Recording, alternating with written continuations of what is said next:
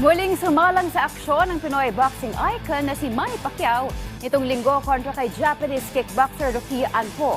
Pero ano naman kaya ang kanyang plano kasunod ng exhibition match na ito? Alamin natin sa ulat ni Rafael Bandairel.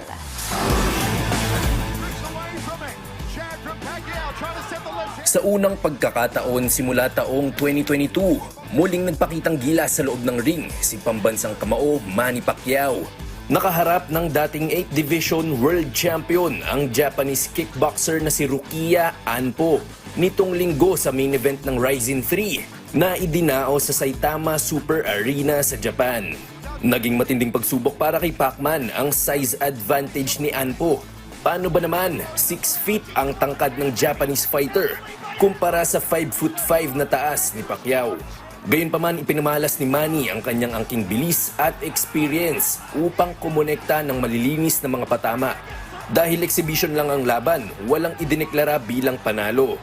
Pero napahanga si Pacquiao sa ipinamalas ng kanyang kalaban. It's okay.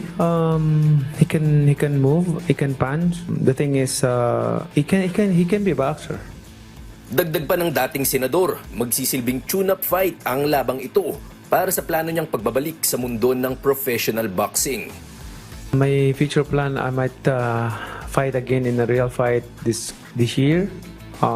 This is good tune-up for me to come back in boxing. And I realized a lot of things to develop more and to work on. Taong 2021 nang opisyal na magretiro si Pacman bilang isang profesional. Pero punteriya ng kanyang kampo ang isang laban kontra kay Mario Barrios ng Estados Unidos para sa WBC World Welterweight Championship. Rafael Bandairel para sa Pambansang TV sa Bagong Pilipinas.